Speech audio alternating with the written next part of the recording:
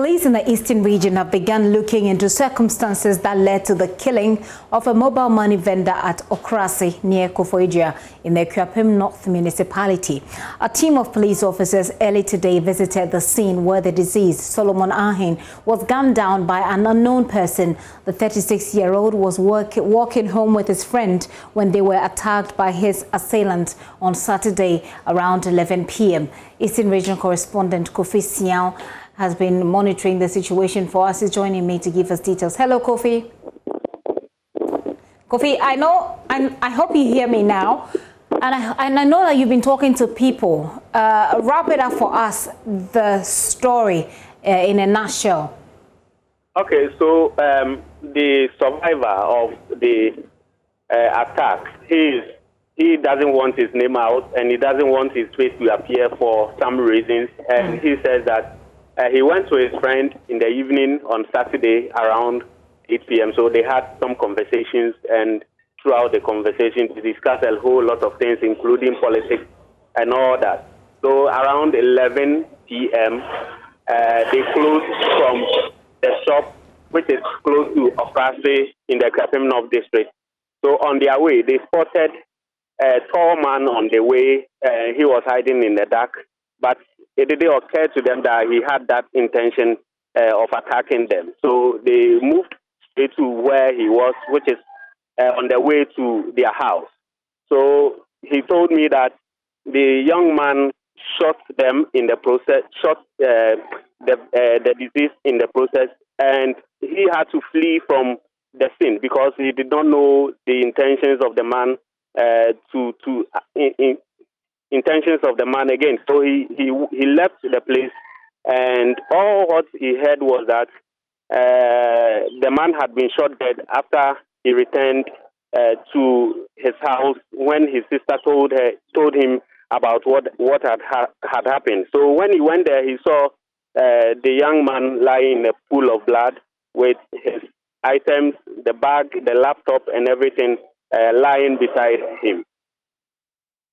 That when we've had a few of them, some of the people who are also mobile money vendors, they sound or seem terrified. What more can you tell us about the mood in the community where this killing happened? When I went there, the association, the Mobile Money Agent Association, had come to the place. They came with their chairman, the secretary, and the public relations officer. So I spoke to the PRO of the association.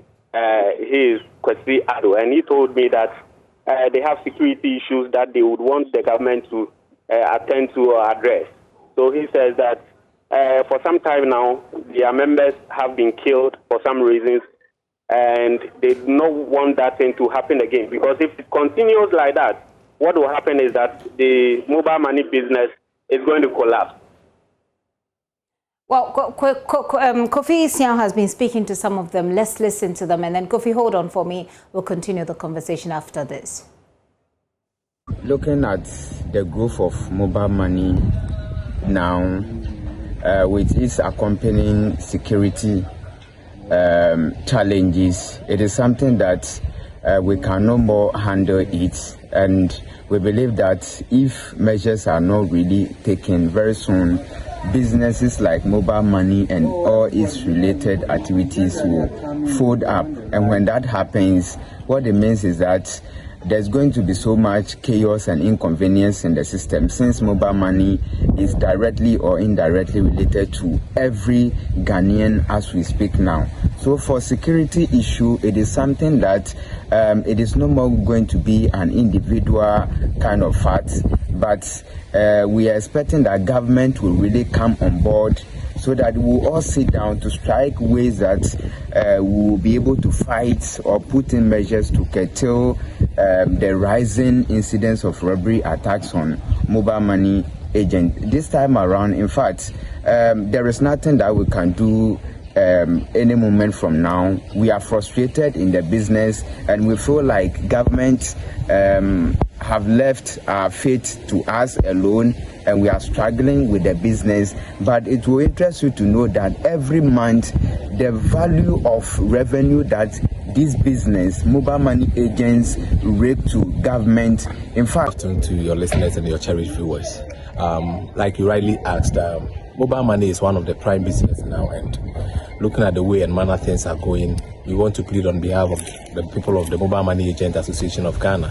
The government is taxing us. The government have introduced a new tax policy on our cash out, which is 10%. And for that matter, we've petitioned the Ministry of Communication and that of GRA. And we want to plead with them that the way and manner things are going, if they don't sit down with us and trash issues with regards to the taxes, we want to tell them we are not happy at all. And as you stated earlier, we are here with regards to the issue that happened last Saturday. And Solo is a member of us. He paid his dues and everything, and therefore the need for us to be here to make sure that the needful is done. We will say on authority that we've realized that the Ghana Police and his team, the Regional Police Commander, Crime Officer, and the rest, they were all here at the scene this morning. And we want to use this medium to express our profound gratitude to them. But we want proper things to be done, not only because he's deceased. We want the system to work efficiently for those of them who are alive and still working. And therefore, we are calling on all government and other partners to come to our aid and support this business so that we have a prime area to operate. That is the essence of me being here. Thank you very much. Some mobile money vendors there with a lot of frustrations to go around. They believe that government has left them, or whoever is responsible has left them to their fate, despite the value they add to economic growth. Kofi, you're still there. They held a meeting today. Did they come up with any resolutions which they are supposed to be presenting anywhere to the regional security, authorities, for example? Okay, so as I said before, the regional police command, the top hierarchy have been there this morning. I didn't meet them though, but what I'm told is that they've spoken to a lot of people around the place and they've launched investigations into the matter. But the association says that they would want to cooperate with the Ghana Police Service in order to unravel the circumstances and arrest the person who shot their member. I'm sure that with time we'll hear from the family members of Solomon if we haven't done that already. Do we have that? Yes. What is happening is that Solomon is not a resident, or it's not from Koforidua where he stays. But I'm told he lives, or the family is somewhere outside Koforidua. So we'll be making an effort later on to get the family and speak to them and find out exactly how they feel and what efforts they are putting into cooperate with the police. And we are also making attempts to reach out to the Eastern Region Police Commander to also, get his perspective, get the perspective of security authorities there on all of these. But Kofi, this is not the only incident that's calling for attention in your region. You've been following the attacks on some teachers at the Akro Senior High School in the Somana district. Yes, I have. What happened was that last Friday there was this student who had a confrontation with the teacher because the teacher had, caught him in cheating in an examination. So the teacher confronted him, and we were told that the boy had to hit the head of the teacher against a wall. And so the teacher also reported the case to the school security man who apprehended him, and on their way to the school's administration, the boy had to engage in a fight with the security man. So he stabbed him in the process, and the school authority had to call in the police because the situation was getting out of hand. So when the police came, it turned into a brawl between them and the school children. So they couldn't arrest anybody, and we are told that as of now, the teachers are not willing to go back to the classroom. Let me get this clear. First of all, how is the security officer who was stabbed? Is he all right? Do we know? Yes, for now, he's been admitted at the hospital and he's receiving treatment. We were told by some of the school authorities that the security man is responding to treatment. You talk about police being called in, those who eventually were engaged in a brawl with the student. Are these officials of the Ghana Police Service or local sort of safe community? They are not as I want to put it, proper police officers. These are community police officers. That is the National Youth Employment Police officers that they recruited. So they came in and they weren't able to arrest the guy because his friends and colleagues in the school also resisted that they took him away. As it stands now, you say that the teachers do not want to return. Hang on for me, Kofi. Let me bring in the Eastern Regional Police Public Relations Officer, ASP Ebenezer Tete. Sir, thank you for your time. Good afternoon. ASP Ebenezer Tete, can you hear me, please? Good afternoon. Please, the name is DSP Ebenezer Tete. DSP Ebenezer Tete. Thank you very much for that correction there. Can you start by giving us what your preliminary investigations reveal? Thank you very much for the opportunity. This particular incident is coming to me as a surprise because I have not officially seen it on the regional police official platform, but I will encourage the school authorities, if the narration given by the reporter is true, crime has been committed, and the local police, that is the Somanya or the Odumasi police, attention must be drawn quickly to the issue for them to take up the matter. Because from the reportage of the reporter on the ground, it looks like it was not the local police that was called in, but rather the community protection officers. I don't know whether it was the local police that deployed them to the school to go and bring the situation under control. But this is something that the local police will be interested in, and they will take proper action so that that ambience for the I'm sure to go about the academic activities without any fear of impact. You will affect, and the local police will also be tasked. We also stamp the authority to ensure that law and order prevails in the school, so that academic activities can go on without any problems at all. I'm sure that with time, now that we're just talking to you is when you're getting the information, as you say. So with time, we will be able to get some more details about this. Exactly. As it stands now, the teachers are refusing to go back to school. Perhaps they want some more protection, maybe from you and your men. So we'll get some more of that subsequently. But the mobile money vendor who has been shot, what do you have for now? Thank you very much again. We visited the scene of crime earlier this morning. We did some reconstruction and did some few interrogation at the scene, and a lot of things are coming up. Shot around 11:45 p.m. and from all indications, his assailant shot him not because of the valuables that he was having in his possession and the money, total was about 9,000 plus cedis. He was shot and he struggled, and when he fell at a location about 70 meters away from the location where he was shot, information we are also picking indicate that the assailant was seen lurking around the area around 9 p.m. and he stood there until the victim appeared with his colleague after he had closed from the mobile money shop around 11 o'clock. He shot him at close range.